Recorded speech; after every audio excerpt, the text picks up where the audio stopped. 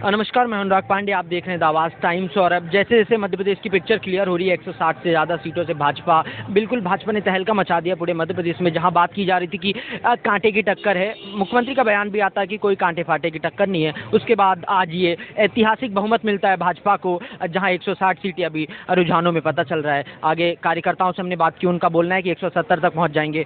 कांग्रेस कार्यकर्ता से बात करेंगे। जी भाई साहब, क्या नाम लिखते हैं आप? मेरा नाम रामनारायण द्विवेदी है। अच्छा। और मैं एफसीआई का पूर्व डायरेक्टर हूँ और जनरल सेक्रेटरी हूँ किसान सेल में।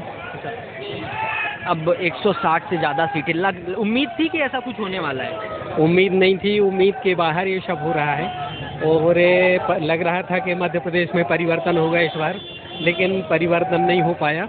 क्या हुआ है कि ग्रास रूट पे जो पोलिंग जहाँ मतदान होता है वहाँ तो कांग्रेस पहुँचने में असफल रही। और ये ऊपर का सिस्टम हवाई की पब्लिक स्वतः परिवर्तन कर रही। जनता परिवर्तन चाहती थी, लेकिन जनता के परिवर्तन के साथ साथ किसी राजनीतिक दल का भी एक कर्तव्य होता है कि हमें सरकार बनानी है।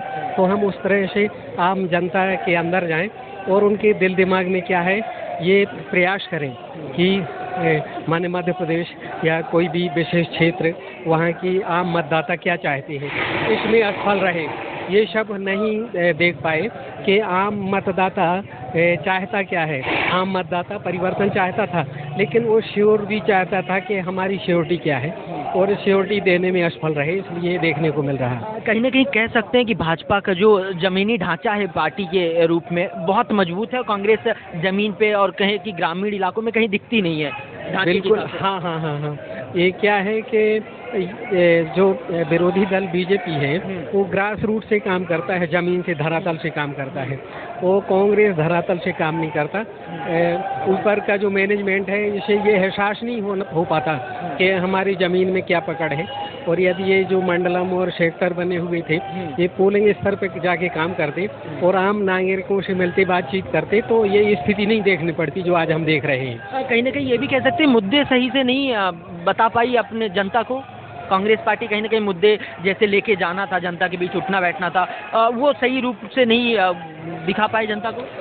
जनता को जो मुद्दे थे जनहित में वो तो बहुत अच्छे मुद्दे थे, और यदि ये मुद्दे हम उनमें बता पाते बहुत अच्छे तरीके से, और पोलिंग स्तर पे ग्रास रूट पे, और जो ये मतलब ग्रामीण क्षेत्र हैं, क्योंकि ग्रामीण क्षेत्रों से ही हार हुई है, तो यदि ग्रामीण क्षेत्रों में हम लोग अपने मुद्दे बहुत अच्छे तरीके से रख पाते तो ये स्थिति देखने को नहीं मिलती। और कहीं ना कहीं तो भूल हुई है, और उस भूल को सुधारने का प्रयास। बहुत बड़ी भूल हो गई कहीं ना कहीं। बिल्कुल बहुत बड़ी भूल हुई है, क्योंकि ये जो जन्म संग्रह होता है 5 वर्ष में एक बार होता है। और जैसे माने सभी हिंदू हैं गंगा स्नान करते हैं, क्षिप्रा स्नान करते हैं, तो मैं समझता हूँ कि ये मतलब बहुत बड़ी भूल है, और इसमें पूरी की पूरी एक पीढ़ी निकल जाती है। तो हम क्या वजह कि बार बार ये कांग्रेस पार्टी से ही भूल होती रहती है। 2018 हो गया, 2 वर्ष के लिए सत्ता में आती है, फिर अपनी अंतर्कलह कह दें उसकी वजह से वापस सत्ता से जाती है, और वो एक बार सत्ता से गई तो अब ये फिर से 160 से ज़्यादा सीटों से भाजपा बहुमत में आ गई है। कैसे क्या है पूरी पिक्चर?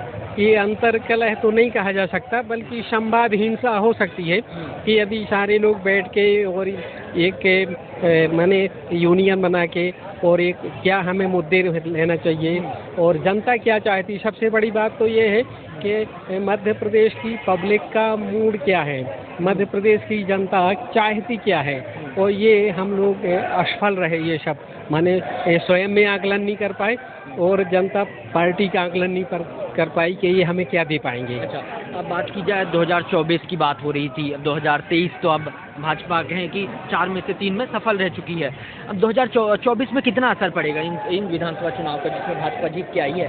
देखिए क्या होता है कि जो लोकसभा चुनाव है वो केंद्र स्तर का होता है, भारत स्तर का, उसमें भारत की सरकार बनती है, और ये इसमें स्थानीय मुद्दे रहते हैं प्रदेश में, प्रदेश की विधानसभाओं में लोकल रहता है। तो चूंकि वो देश का चुनाव होता है, प्रदेश का चुनाव होता है, अभी भी समय है, और 2-4 महीने में अभी जो लीडरशिप है। आगे क्या है आपकी, जल्दी से अगर बता सकें आप। कहाँ सुधार की आवश्यकता? आगे के लिए बिल्कुल सुधार किया जाएगा और जो आम जनता है और ग्रास रूट पोलिंग स्तर का जो कार्यकर्ता है उनसे फीडबैक लिया जाएगा और उनसे पूछा जाएगा भैया हमारी गलती कहाँ हुई है। हम पब्लिक से, आम मतदाता से मिक्सअप नहीं हो पाए, माने वो क्या चाहते हैं और हम क्या थोपना चाहते हैं, या उनकी अपेक्षाएं क्या हैं और पार्टियों की अपेक्षाएं क्या हैं पब्लिक से, ये सब अनभिज्ञ रहे अभी तक और इसमें सुधार किया जाएगा और हो सकता है कि आगे आने वाला जो देश का चुनाव हो उसमें सफलता मिले। बिल्कुल। तो ये हमारे साथ कांग्रेस कार्यकर्ता थे, इन्होंने बताया कि बहुत जगह कमी रह गई, लूप होल्स रह गए और इसकी वजह से हमने 2018 का मौका गंवाया।